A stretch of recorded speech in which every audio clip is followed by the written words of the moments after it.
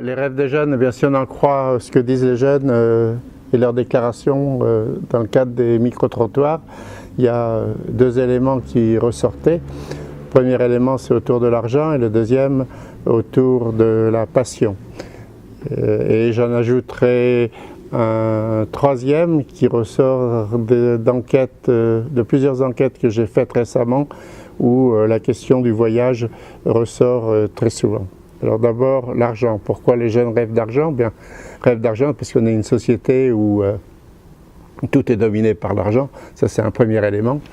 Et ensuite, derrière le rêve d'argent, c'est le rêve d'indépendance financière, d'autonomie par rapport à leurs parents, par rapport à leur famille. Je pense que c'est comme ça que l'on doit prendre le rêve d'argent. C'est un rêve d'indépendance financière, même si dans l'expression il est souvent exagéré, c'est-à-dire c'est beaucoup d'argent, mais déjà un peu, c'est bien. Et donc je pense que c'est le sens profond de ce rêve d'argent. Alors ce qu'on peut dire, c'est que ça converge avec des enquêtes que nous avions et que nous continuons à mener à l'INJEP, Institut National de la Jeunesse et de l'Éducation Populaire, autour des valeurs des jeunes. C'est-à-dire qu'il y a deux valeurs qui apparaissent.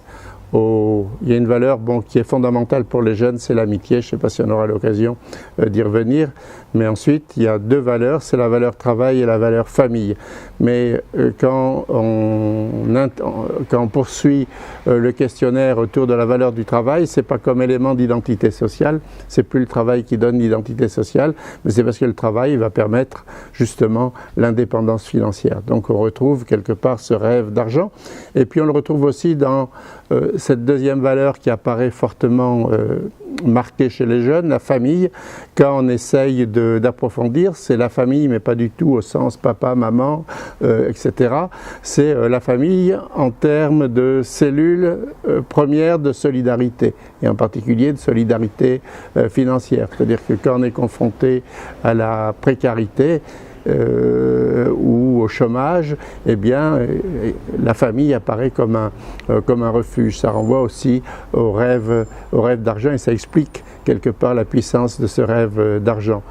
Deuxième élément, moi, qui me surprend pas, mais qui me semble important, c'est effectivement l'importance accordée aux passions.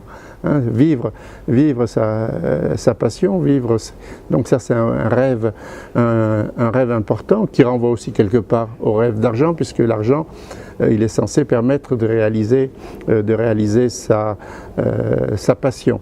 Alors là c'est un rêve plus ambigu ou plus dangereux, puisque effectivement on risque de sacrifier au nom de l'argent ses rêves et ses passions. Et l'argent n'est pas nécessairement le seul moyen de faire aboutir ses passions. Hein. Sa passion, on peut la réaliser surtout d'abord en développant les compétences qui sont nécessaires à la réalisation de ses passions, c'est-à-dire son potentiel personnel. Bon, et ça, c'est effectivement un élément tout à fait important, et je pense que c'est absolument essentiel que de garder comme fil conducteur de sa vie ce rêve de jeunesse, c'est pas rêve d'enfance, de pouvoir vivre sa passion.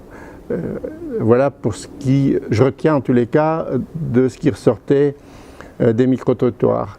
Le deuxième élément sur lequel je veux insister, c'est effectivement j'ai été frappé par toute une série d'enquêtes qui portaient plutôt sur l'engagement des jeunes, ou les projets des jeunes, ou les initiatives des jeunes, qui tournaient autour de la question du voyage, c'est-à-dire la plupart des jeunes, leur premier objectif, quand ils développaient un projet, en particulier quand ils viennent de milieux plutôt populaires, eh bien c'est de pouvoir voyager, pas de voyager près, mais de voyager loin. Ça c'est le premier élément, donc c'est l'étranger.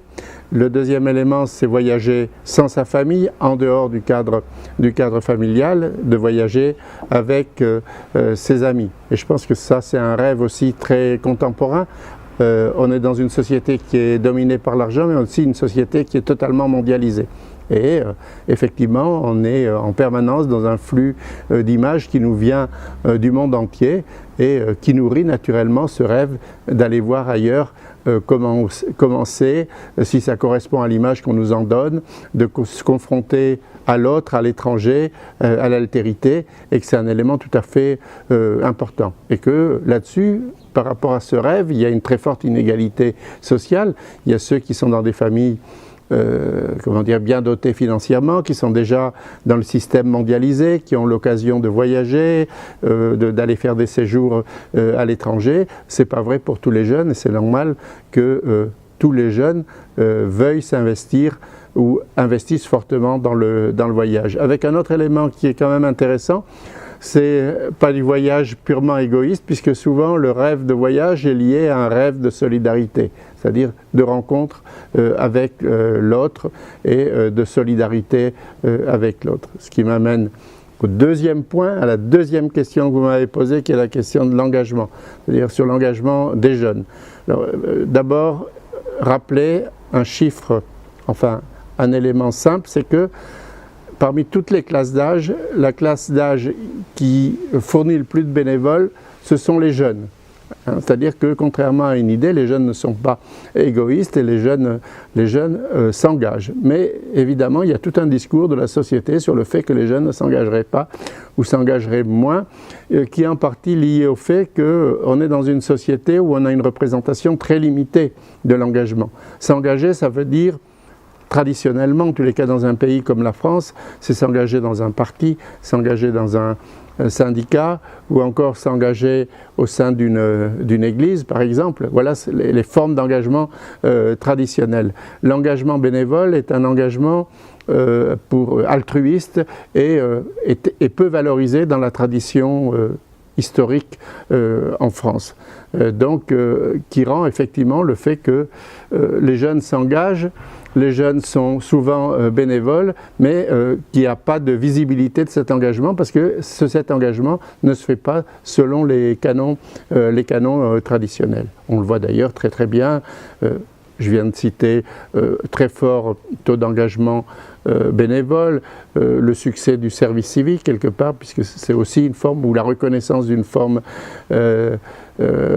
d'engagement, ou ce que mettent en place un certain nombre de villes qui sont les contrats d'action citoyenne, c'est-à-dire où on apporte un soutien financier en échange d'un engagement solidaire dans le cadre de la ville ou dans le cadre d'une association. Je pense que ça c'est un élément tout à fait important en ce qui concerne l'engagement.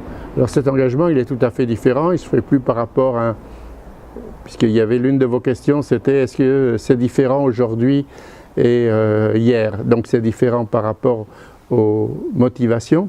C'est plus seulement de l'engagement politique ou syndical ou religieux. Et puis pour une raison assez simple, en particulier pour les engagements politiques, ils étaient liés à des représentations du monde, à des conceptions du monde, à des systèmes d'explication du monde, et qu'aujourd'hui, hélas, on est confronté, ou heureusement, on est confronté à l'échec de ces systèmes d'explication, que ce soit le système libéral, que le système communiste, les systèmes religieux qui sont aussi en crise. Donc, on va plus s'engager pour une grande cause. Ça devient très très difficile, puisque c'est ce qu'on appelle les grands récits qui expliquent le monde sont en faillite. Donc on va s'engager de façon beaucoup plus ponctuelle avec une aspiration forte à voir les effets immédiats de son engagement. C'est-à-dire deux critères pour l'engagement, que c'est une utilité sociale et que c'est une visibilité immédiate. On ne s'engage plus pour des lendemains qui chantent, on s'engage pour changer des petites choses qui sont à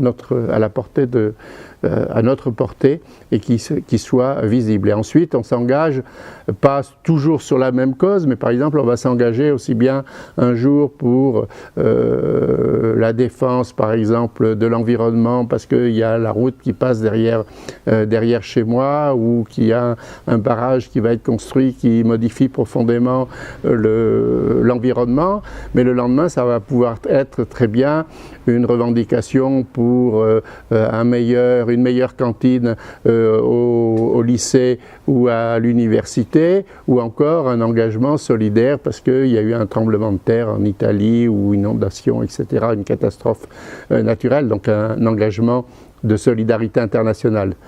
C'est ce qui a amené un certain nombre un sociologue, Jacques Yon, a parlé d'engagement post-it. C'est-à-dire que c'est des engagements ponctuels, pas dans la durée, et dont l'objet change. Alors, mais en même temps, ce que l'on a alors après, souvent on fait le procès des jeunes qui sont instables, qui zappent, etc. Mais derrière, il y a quand même, si on prend tous les petits post-it, ça fait quand même des itinéraires d'engagement social, d'engagement dans notre société. Ces engagements, ils passent souvent par l'association. Pour une raison bien simple, l'association, et ça toutes les enquêtes convergent, l'association apparaît comme la seule, entre guillemets, institution qui soit appréciée des jeunes, parce qu'elle semble proche, plus souple que les grandes institutions. C'est-à-dire que c'est un outil que l'association, et c'est l'origine même de l'association, on s'associe pour mener une action. Et donc, il y a une formule qui a été utilisée, mais qui me semble assez juste pour le jeune, c'est un concrétiseur d'action.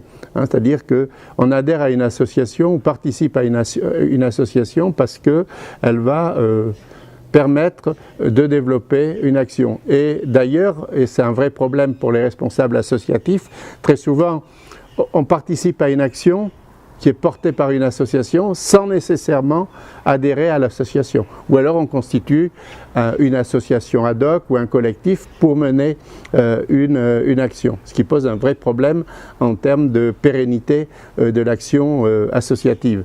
C'est-à-dire que le jeune, il a tendance quelque part à instrumentaliser l'association pour mener une action qui l'intéresse à un moment donné. C'est quelque chose qui contribue quelque part à une mise en difficulté, si ce n'est en crise, du modèle associatif. Enfin, oui, deux autres questions.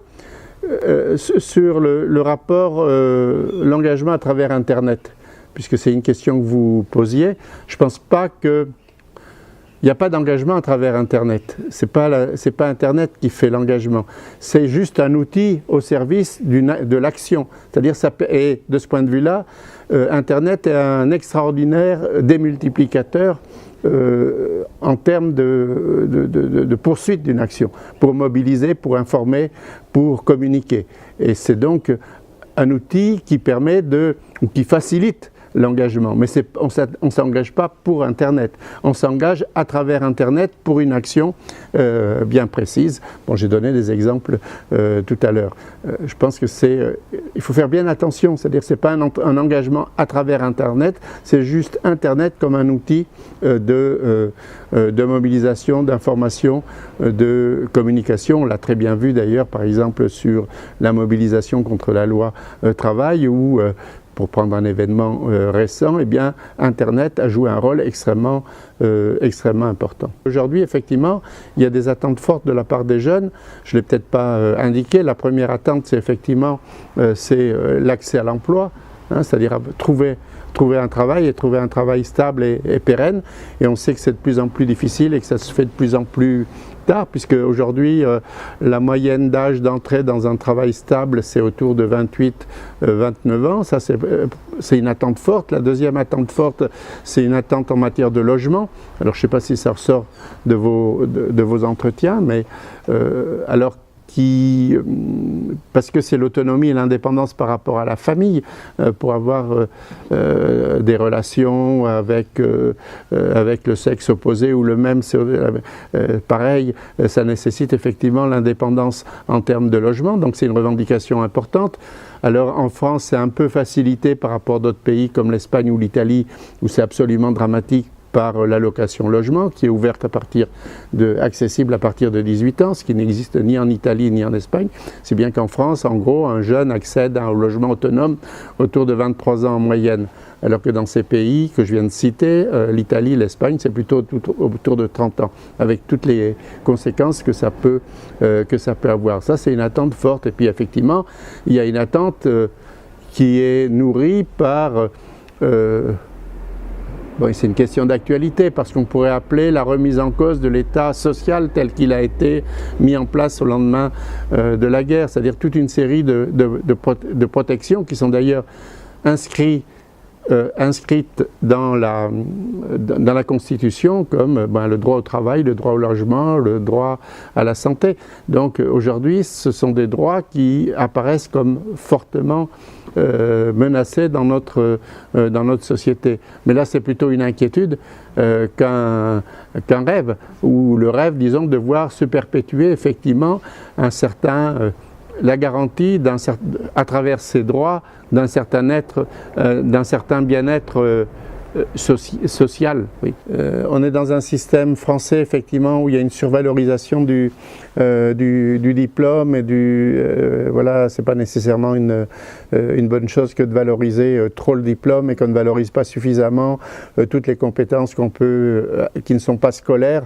Donc la prise en compte des compétences non scolaires. Le problème de l'orientation, c'est qu'il ne prend pas en compte ces compétences extra ou intra, mais qui ne sont pas valorisées dans le cadre scolaire. C'est pas parce que je suis en échec, en gros, par rapport à l'école, que je suis nécessairement un incapable. Donc de ce point de vue-là, on a un système pervers et qui fonctionne comme une machine à trier et à exclure plus qu'une machine à promouvoir les compétences et les talents des jeunes. Mais c'est une question compliquée, alors il faut prendre en entier parce que sinon ça n'a pas tellement de sens. On est dans un système scolaire qui valorise trop les formes d'apprentissage scolaire par rapport à l'acquisition de compétences et au développement de compétences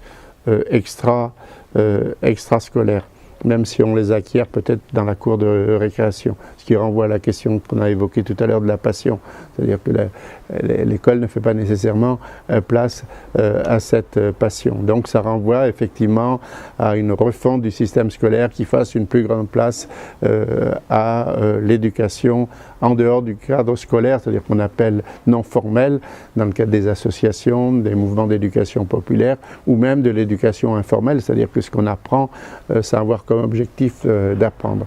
Donc qui renvoie à toute la question du socle de compétences et comment on traite la question du socle de compétences. Moi je suis tout à fait partisan de la prise en compte de cette grille, mais à condition de ne pas la scolariser. Et la tendance, c'est quand même de rescolariser au prisme de l'école ces compétences. Alors que tel que c'est conçu à l'échelle internationale, notamment par l'UNESCO et promu par l'UNESCO et par l'Union européenne, c'est plutôt dans une logique effectivement de prise en compte aussi et de valorisation de compétences extrascolaires, ce qui renvoie ensuite au problème du partenariat entre l'école et alors c'est un peu les acteurs de l'éducation non formelle, c'est un peu, oui, c'est esquissé notamment à travers la réforme des rythmes, les projets éducatifs de territoire qui essayent de faire place et de mieux prendre en compte et de valoriser ce type de compétences extrascolaires. Et alors après ça, mais si je me place directement et si j'essaye de répondre à la question de l'orientation, oui, c'est piégé, puisque effectivement, c'est piégé puisque c'est dans un système qui a comme présupposé l'excellence scolaire, et où l'excellence scolaire sert de trier avec une très forte reproduction sociale. Hein, c'est-à-dire que si on regarde les cursus scolaires, eh bien c'est ceux qui sont issus des classes les plus privilégiées qui massivement investissent les lycées d'enseignement général et ensuite les grandes écoles, et qui sont les plus diplômés par rapport à ceux qui viennent de milieux plus populaires. Donc là, il y a une injustice fondamentale qu'on essaye de corriger à travers la mixité. On le sait que c'est la mixité scolaire, la mixité sociale plus exactement à l'école, mais on sait qu'en France, ça avance très lentement. C'est-à-dire qu'il n'y a pas de véritable mixité sociale, même à l'école, même si on affirme que c'est l'un des objectifs. Il y a quelques grandes enquêtes aujourd'hui qui viennent de paraître, notamment sur Paris, qui mettent en évidence de façon criante cette extraordinaire absence de toute mixité sociale. Alors que si on avait une plus grande mixité sociale, ça permettrait aussi une meilleure réussite, pas de quelques-uns, mais de l'ensemble des élèves. En tous les cas, c'est ce que mettent en évidence les études de comparaison internationale autour de la question de mixité et réussite scolaire, éducative. Les jeunes doivent faire confiance dans leurs capacités, dans leur potentiel, c'est-à-dire s'accrocher à leur passion quelque part, et pas dévier de leur passion et d'essayer de les mettre en œuvre, même si quelque part cette passion, elle peut prendre d'autres formes que celles qu'ils avaient envisagées au point de départ. Mais c'est être en capacité de travailler sur cette passion, quitte à la reconfigurer. Si je suis passionné de, je sais pas quoi, de cinéma par exemple, évidemment je ne vais pas nécessairement devenir une grande star du cinéma, mais il y a d'autres façons de décliner cette passion que dans le fait d'être une star. Bon.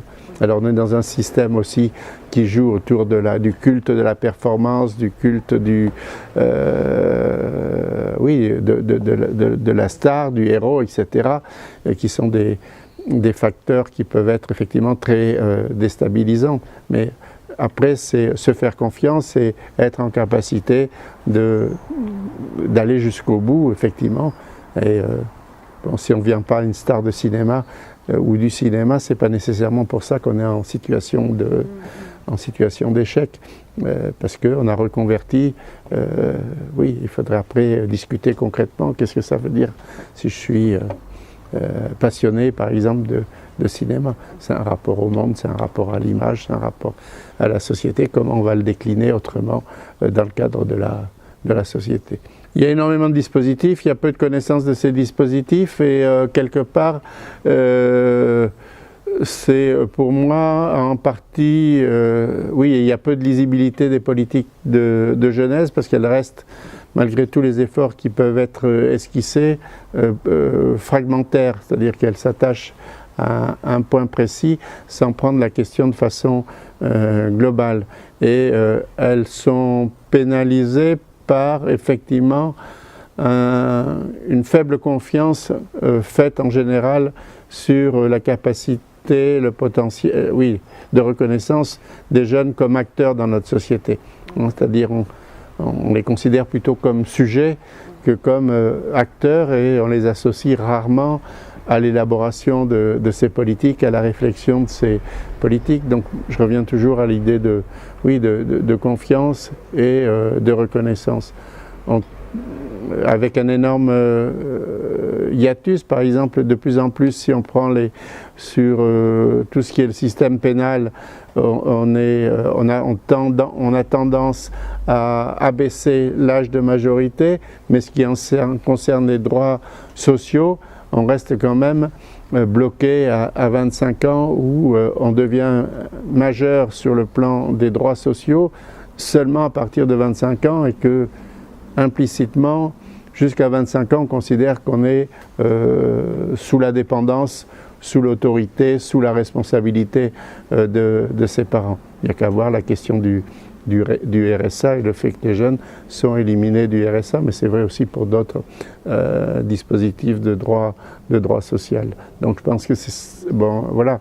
Tant qu'il y en a on est dans une société qui fait peu confiance aux jeunes, qui continue à tenir le discours sur l'égoïsme des jeunes, sur l'absence de militantisme des jeunes, l'absence d'engagement des jeunes, c'est difficile de construire un rapport productif et donc aussi de mettre en œuvre des politiques efficaces. Alors il y a des tentatives, il y a des choses qui bougent, mais ça bouge très lentement. Oui, avec le plan priorité jeunesse, il y avait des choses dans le plan priorité jeunesse, ça a été plus ou moins mis en place, mais ça n'a pas été tenu jusqu'au bout dans ces... Voilà. Donc il y a des efforts, on ne peut pas dire qu'il n'y ait pas d'efforts qui soient faits aujourd'hui, aussi bien par l'État que par les collectivités. Quelque part, c'est aussi une question de survie pour notre société. C'est-à-dire que si elle n'est pas capable de faire place aux jeunes, elle n'a pas tellement d'avenir, et ce n'est pas la place des jeunes demain, c'est la place des jeunes aujourd'hui. Ça se joue aujourd'hui, ça ne se joue pas demain. Hein, puisque souvent dans les déclarations électorales, en particulier au niveau des élections locales, la jeunesse, l'avenir de notre pays, mais l'avenir c'est pas demain, c'est pas, hein, c'est évidemment après tous les autres seront morts, alors évidemment c'est l'avenir, mais c'est l'avenir, c'est aujourd'hui concrètement, c'est la place qu'on fait qui détermine l'avenir, c'est pas, hein, c'est pas demain, c'est aujourd'hui. Et là on a beaucoup, oui, il y a beaucoup de difficultés à prendre en compte cette dimension.